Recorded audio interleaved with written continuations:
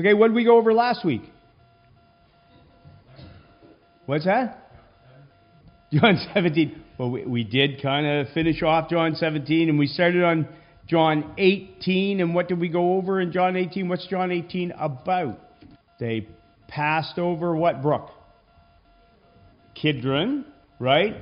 And they went to the Mount of Olives, and we talked a little bit about some of the significance of that, and we talked about David and his fleeing from his son Absalom during the rebellion of Absalom, and he passed over the brook Kindred also, and went to the Mount of Olives. We talked about the pillar of Absalom. We talked about the Roman cohort, what the size of the Roman cohort was. We talked about the betrayal of Judas, and Judas standing with the unbelievers in arresting Christ. And we talked a little bit about the church invisible versus the church visible, right? Remembering all this? Excellent. Enthusiasm, that's what I love. Okay, so now we're going to go on. We're going to continue on in John chapter 18, and we're going to talk about the arrest, and then we're going to talk about the first part of the trials of Christ. So we're going to go right into it and start at verse 3. And we're going to read probably to verse 32, but I'm not sure. I'll stop when I feel like stopping, because we won't get through it all anyway, so it doesn't matter. Okay, so Judas then, having received the Roman cohort and officials and officers from the chief priests and the Pharisees, came there with lanterns and torches and weapons. So Jesus, knowing all things that were coming upon him, went forth and said to them, "Whom do you seek?" And they answered, "Jesus the Nazarene." He said to them, "I am he." And Judas also, who was betraying him, was standing with them. So when he said to them, "I am he," they drew back and fell to the ground. Therefore again he again asked them, "Whom do you seek?" And they said, "Jesus the Nazarene." Jesus answered, "I told you that I am he. So if you seek me, let these go their way. To fulfill the word which he spoke, of those whom you have given me, I've lost not one." Simon Peter then, having a sword, drew it and struck the high priest's slave and cut off his right ear. And the slave's name was Malchus. So Jesus said to Peter, "Put the sword into the sheath. The cup which the Father has given me, shall I not drink it?" So the Roman cohort and the commander of the officers of the Jews arrested Jesus and bound him and led him to Annas first, for he was the father-in-law of Caiaphas, who was the high priest that year. Now Caiaphas was the one who had advised the Jews that it was expedient for one man to die on behalf of the people. Simon Peter was following Jesus, and so was another disciple. Now that disciple was known to the high priest and entered with Jesus into the court of the high priest. But Peter was standing at the door outside. So the other disciple, who was known to the high priest, went out and spoke to the doorkeeper and brought Peter in. Then the slave girl who kept the door said to Peter, "You are not also one of the man's disciples, are you?" He said, "I am not." Now the slaves and the officers were standing there, having made a charcoal fire, for it was cold, and they were warming themselves, and Peter was also with them, standing and warming himself. The high priest then questioned Jesus about his disciples and about his teaching. Jesus answered him, "I have spoken openly to the world. I always taught in the synagogues and in the temple, where all the Jews come together, and I spoke nothing in secret. Why do you question me? Question those who have heard what I spoke to them. They know what I said."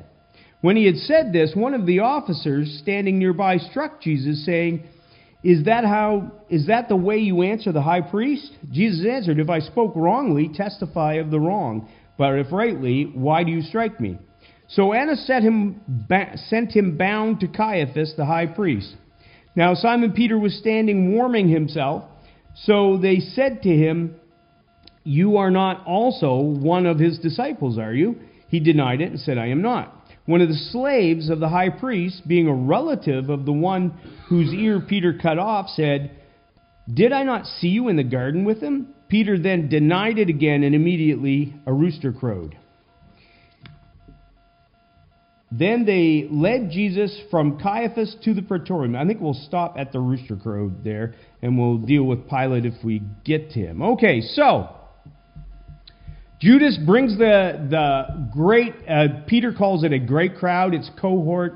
It's probably not a full cohort in the Roman sense. We talked about this last time.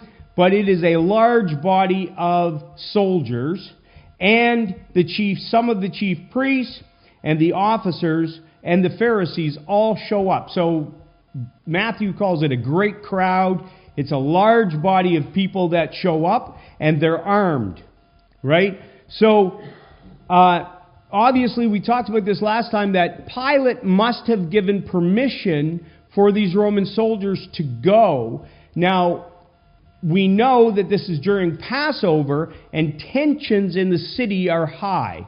And so Pilate is more likely, one, to have a lot of soldiers at his disposal, and two, he's wanting to keep peace in Jerusalem. So when he's approached and he's already familiar with Jesus, obviously, right? Because there's been disturbances in the city, and so Pilate would have been informed of some of what's going on, and so he would have given permission for these soldiers to go and arrest Jesus at night in order to make sure that there was peace within the city, that there wasn't a disturbance, that there wasn't a kerfuffle, that everything was quiet. One of the things would be good to remember is that even though he gives permission to arrest Jesus, it's quite a different thing to arrest and detain to executing. So while Pilate may have had the intention to arrest and detain Jesus, there's no indication that he has any intention to execute him. That he just wants, most likely, to keep Jesus under wraps until after the Passover and things start to calm down. People start to exit the city. It starts to get quiet again. And so they come and they seek to arrest Jesus, and we get the famous I am statement from this passage where he says, "Whom do you seek?" And they answered him, and Jesus the Nazarene, he says, "I am," and they fall back. And then he asks again, "Whom do you seek?" And then they say, "Jesus the Nazarene," and he said, "I told you that I am he. If you seek me, let these go." Now, obviously, those who are present amongst many of the people that have come to arrest him would have been familiar with this tension and this claim and this charge against him of blasphemy, right? That he is claiming to be the Son of God. And so there is already that tension, and so you can see how a direct declaration of the covenant name for God would have caused them to fall back. That he states, "I am." Ego eimi, right? And so there is that kind of tension. I've heard some commentators say that it was a supernatural effect that would knock them over. And I'm thinking more it was not supernatural, but it very well could have been. But this is the emphasis that John is putting on in his narrative, in fleshing out. And I think there's two important parts of this that really John wants to shed light, in particular reference to Peter. And what would that be? Because John puts a tremendous focus on Peter. What would be the significance of this event for Peter in the group, the mob that is showing up to arrest Jesus, falling back. Right. So in this, obviously you have a large body of armed men coming to arrest Jesus, and 11 disciples with Jesus. Obviously, it wouldn't be natural for a person to want to take on trained Roman soldiers by themselves. That would be ludicrous, obviously. And so when the soldiers and all the band fall backwards, this would obviously have an emboldening effect on Peter. Right? Peter is already determined in his heart to fight to the death for Christ. Right? He's already stated that categorically to Christ. He says, even if everybody else falls away, I'll stand with you. Jesus has instructed them to sell their cloaks and buy swords, right? And they say, we have 2. And he said, that is enough. Right? And so Peter is emboldened by this show of power by Christ, whether supernatural or just intimidation because of what they know about him. And Peter steps forward and strikes the servant of the high priest. We read, just as an aside, we read an interesting account yesterday where, was it yesterday or the day before? It was in our family devotions anyway, and the guy said, well, it would have obviously been a big two-handed sword, and he would have been intending to cut this guy in half. That is not at all what Machaira means, which is the weapon that Peter was wielding at the time. It's a short sword or even almost a dagger type thing. All right?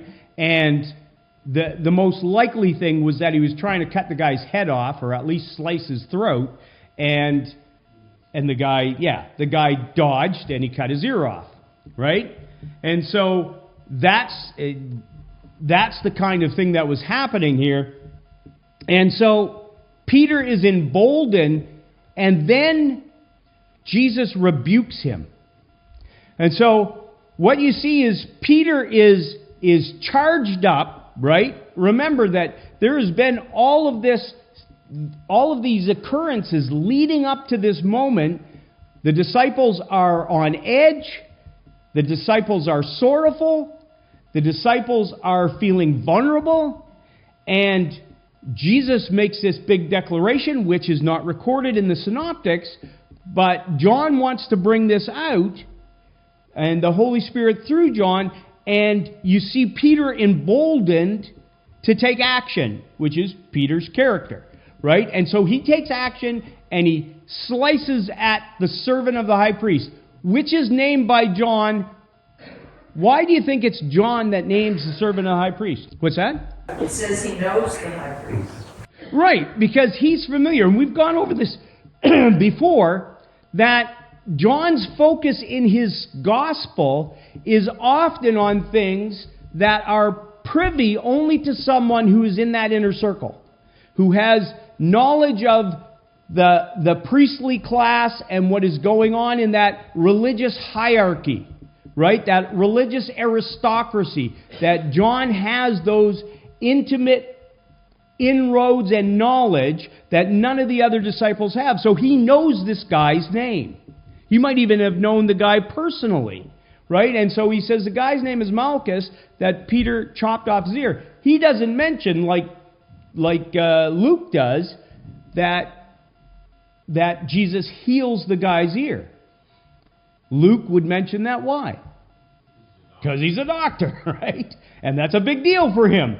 But for John has 2 things. One, he is assuming that everybody is already familiar with these stories. And 2, he has got insight, like the guy's name, that the other ones don't. So Peter is emboldened to take action, but this also sets Peter up for the temptation and for the fall, right? So Peter is charged up, charges, slice off the guy's ear, and then he's rebuked by Jesus. Not the first time he's been rebuked by Jesus, right? And that takes the wind out of his sails. So he's deflated. And then everybody flees, including Peter. Right? And so that's what we see, is that Jesus rebukes him and says, put the sword in the sheath. And we know he says that those who live by the sword will die by the sword, which the cup which the Father has given me, shall I not drink it? Then the Roman cohort and the commander and the officers of the Jews arrest Jesus and bind him, and this is a formal arrest, and they led him to Annas first, for he was the father-in-law of Caiaphas, who was the high priest that year. Okay, so most of you, I think, are probably aware of this sort of dual nature of the high priesthood at the time. Annas had been high priest, and he was deposed and replaced by the Roman authorities, right? So he was no longer high priest. But what you realize is that, one, in the Old Testament, how long did your role as high priest last? What's that? Nope. Till you die. It was a whole lifetime appointment. So the fact that the Romans were raising up high priests and disposing them was completely contrary to the law and to Jewish custom, right? And so the Jews looked at Annas in a completely different way than the Romans did. He still had high prestige and a tremendous amount of power. As a matter of fact, it was Annas' family, both his son-in-law, Caiaphas, and many of his sons, that maintained the office of high priesthood during this time and subsequent times, right? So Annas, being a patriarch in that aristocracy, holds incredible power at the time that this is occurring. And so they bring Jesus first to him, and he gives the preliminary investigation, the preliminary interrogation of Jesus is done by Annas, even though Caiaphas holds the official office of high priest. Okay, so they bring him bound to Annas, but it also talks about Caiaphas, and Caiaphas is the actual high priest, and he's the one that gave the prophecy that it was better for one man to die than for the whole nation to perish. And what's that tell you about the upcoming trial?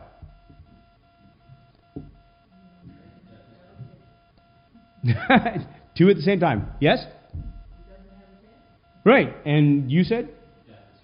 Right. It's a sham. There's no real trial here. This is already a predetermined outcome. It's not justice. It's a setup. And that's what is illustrated here, that it's a setup from the point of view of humanity, but it's also a setup from the view of divinity. The outcome is already determined by God, that this is all being played out, as we talked about last time, by the predetermined outcome of God, that these people are going to put Jesus to death as they were predetermined or predestined to do. That is what they're going to do. And so, from their perspective, yes? Do you think that's why Herod's visit was left out of John's account? Is that I was wondering. Yeah. Include that in the synoptics have the visit to Herod, which isn't here in the John account. Yeah. I think John edits that because, one, obviously everybody is familiar with that account, that John is assuming you've already read the synoptics, and he's focusing in on this particular aspect of it. So I'm not exactly sure, other than that, why John did not include the visit with Herod. One of the things that is interesting is that there are two parallel trials that take place here. Not parallel, but the two trials that take place. One is the religious trial, right? The religious trial goes Annas, Caiaphas in the Sanhedrin, and then the open trial that takes place after daybreak, right? So there's the clandestine, in the dark trials, or pseudo-trials, that occur before daybreak, and then there's the open trial that occurs at daybreak when Jesus is formally accused and taken to Pilate. Then there's the civil trial that occurs Pilate, then Herod, then Pilate again. There's 3 phases to each one of them, and the civil trial is Pilate, Herod, Pilate, but John obviously doesn't include Herod's section of that. What is the accusation in the religious trial? What's that? That he claims to be God. So it's blasphemy, basically. It's blasphemy is the charge that is given in the religious trial. What is the charge in the civil trial? That he claims to be king, right? Treason. He is a rebel against Caesar, right? That is the claim. Now, here's the question. What does Jesus say about the claim of blasphemy? He's God, right? So, is he guilty of blasphemy? No, obviously not. But the claim that he is God is true. Right? It is true that he is God. And so when they charge him with this, he said, "You will see the Son of Man coming in the clouds," right? Which is a direct reference to the Old Testament, which is saying, "I am from everlasting. I am God." Right? So on the charge of blasphemy, he is not guilty of blasphemy, but he is God. On the charge, obviously, of treason, how does that play out? What is Christ's claim?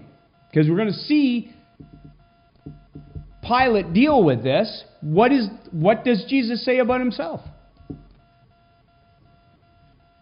Is he king? Right. So Jesus, in confronting Pilate, says, "You would have no authority over me unless it was given to you from above." How would Pilate interpret those words? That his authority is derived from Caesar. What is the obvious implication of those words? That Pilate's authority over Jesus at that present time had been given to him from God. Right? And so, in the religious accusation, Jesus claimed to be God and was God, and therefore was in authority over those who would put him on trial. In the civil accusation, Jesus was charged with making himself to be a king and therefore a rebel against Caesar, but he was a king over Caesar. And so he should have been in... They could not judge him. He should have been judging them. Right? And so this is the two simultaneous trials that are going on, but the accusation, you claim to be God, you claim to be a king, they are both true. Right? Because he does claim to be God and he does claim to be a king because he is. But he is not guilty of breaking any laws because he is God and he is king, and therefore he has the authority, not them. And they are judging those who are above them in authority.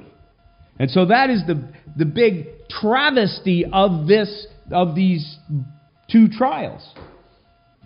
Okay, so now Simon Peter was standing warming himself. I think we skipped something here.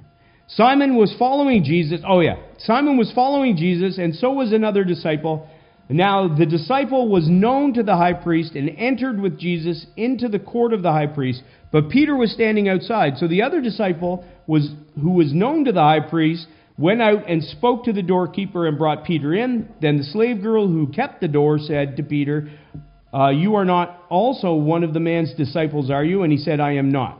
And now the slaves and the officers were standing there, having made a charcoal fire, for it was cold, and they were warming themselves, and Peter was also with them, standing and warming himself. Okay, so who is this other disciple who is known to the high priest? Most people would agree that this is John, right? We talked about this when we talked about who wrote the Gospel of John, and John's not mentioning himself ever in all of his gospel, right? And so the automatic assumption here is that the person who is mentioned as another disciple is John the Apostle, and he is known to the high priest. So he goes in with Jesus, right? Obviously they scattered at the arrest, but then they came back. John goes in, Peter is left outside, and then John goes out and gets Peter. Now this is one of those things that I can kind of relate to Peter in this scenario, in that he's brought into a place where he is the stranger, right? And I'm sure you've all felt this. He is the stranger in a place where it is completely foreign to him, right? This kind of scenario where it's all the religious authorities and aristocracy is not John's kind of place, Peter's kind of place. So Peter goes in here, John lets him in, and then the indication is that John abandons him, and he's all alone. He is the stranger amongst all these people who probably know each other, and he's there feeling very, very vulnerable and isolated. And so you can see how Peter would have this kind of fear and anxiety in the situation that he's in. He is feeling out of place, and he's feeling very vulnerable. And so when he's confronted, he acts out of fear. He is brave enough to go into this situation because of his love for Christ, his intense love for Christ. But he's still really on edge. And so when a slave girl confronts him, he just denies it. What does she ask him? There's an interesting thing that she says. What, Paul? Yeah, but she says, "Are you also his disciple?" Now you could interpret that as, are you like John, one of his disciples? Right? That, are you also one of his disciples? They know John. They're familiar with John. They don't know Peter at all. And so they ask him. There's no confrontation to John because he's one of the inner group, right? There's no confrontation to him. But there is to Peter. John seems to be able to just go in and watch the trial, and there's nothing about his interaction in the inner court in the synoptics or in his own gospel. But for Peter is here on his own, and he's the one confronted. And they confront him, and are you also one of his disciples? And Peter says, no, I'm not. But John escalates it, right? John ramps up, because we see that when we get down, Peter is confronted by the relative of Malchus. And it says that they confront him. So it goes from just the servant girl asking a question to in the synoptic, a servant girl making an accusation, to a whole group of people confronting Peter, including one who has seen him in the garden, one who would know that he was the one who chopped off Malchus's ear. And so at that point, Peter just loses it. And he starts to curse and make oaths and deny Christ. And it's at that point that Peter looks up. The rooster crows, Peter looks up, and Jesus is looking right at him. Pretty intense. The other thing is that we notice here is that just like in your life and in my life, God gives Peter multiple chances to make it right. Right? We remember Moses, when he is at the rock, and God says, "Speak to the rock, and water will come out." Moses strikes the rock, but nothing happens. Then he strikes it again. He does it a second time. And how many times in your life have you been tempted and you're going forward and God puts a roadblock in your way and you just press on by and press on by and press on by? Right? Because God does not tempt us beyond what we're able to resist, and we are stubborn and stiff-necked. And we just keep going. Even though God makes it absolutely crystal clear, don't do this. Don't do this. Don't do this. I'm going. And we see that with Peter. Peter is, at first, it's just, weren't you one of the disciples? No, not me. And then again and again. At the last, he's cursing and swearing and denying. So Jesus goes on, and the high priest then questioned Jesus about his disciples and about his teaching, and Jesus answered him, "I have spoken openly to the world. I always taught in the synagogues and in the temple, where all the Jews come together. And I spoke nothing in secret. Why do you question me? Question those who have heard what I spoke to them. They know what I said." Okay, so the high priest then questions him. How is the order of what he questions him about? Did you notice that? Does he question him just about his teaching? Because that's the issue, right? The issue is he guilty of blasphemy? That's the issue. What does he ask him about? He asks him about his teaching and his disciples. Right? What's that got to do with anything? What has his disciples got to do with the charge of blasphemy? But we know from reading the scriptures that what is the motive of their heart in confronting Jesus? Well, they want to trick him and trap him, but it's mentioned a few times that their motive is out of what? Envy. They're envious of Jesus. And so, given that we know that their motive is envy, we know that they would want to know about the disciples, right? They would want to know who they are, how many they are, right? They want to know all of this stuff because their trouble is popularity and power. That's where they're at.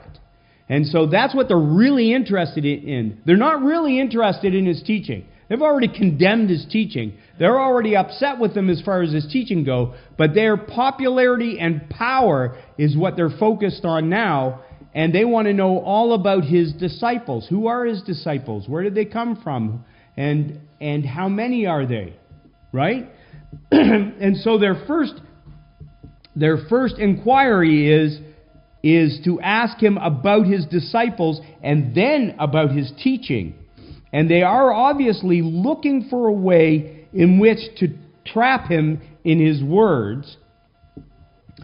Just anything that they can grab onto to justify the charge of blasphemy and justify getting it as a capital offense, charging him with a capital offense.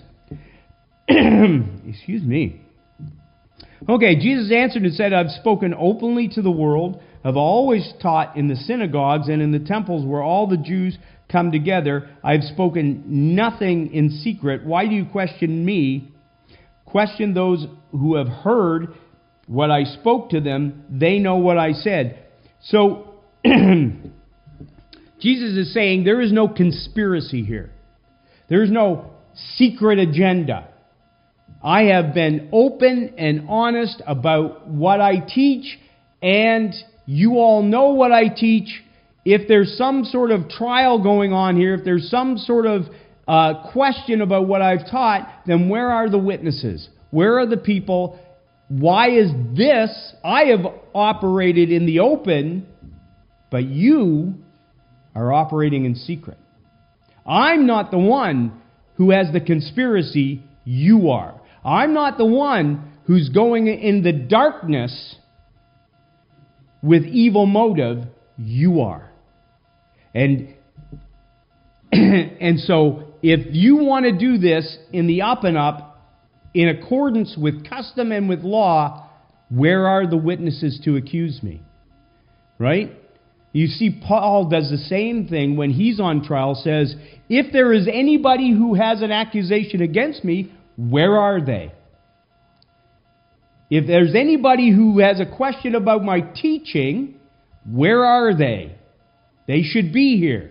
They should be making the accusations directly, but they aren't, because this is a sham. And so, one of the officers standing by strikes Jesus and said, is that the way you answer the high priest? And of course, what should come to your mind immediately? Acts 23. Paul on trial. The high priest orders him slapped. And Paul calls him what? A whitewashed tomb. Right? Now, should Paul have said that? No. Right? He is excused because he didn't know it was a high priest.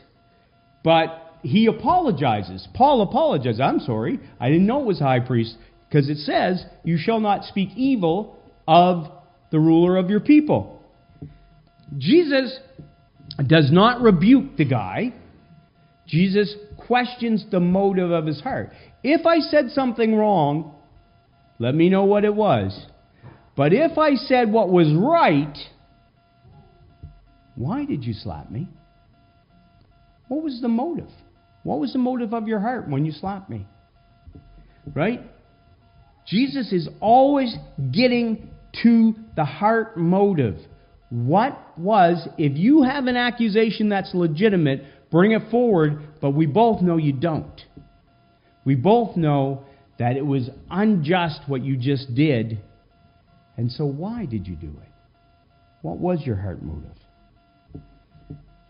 All right. There is no answer given. The guy does not give an answer. And the next verse is, so Annas sent him bound to Caiaphas the high priest.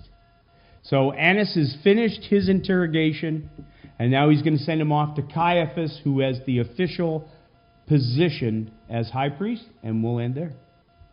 And next week, which is the last week, we'll go over the trial before Pilate.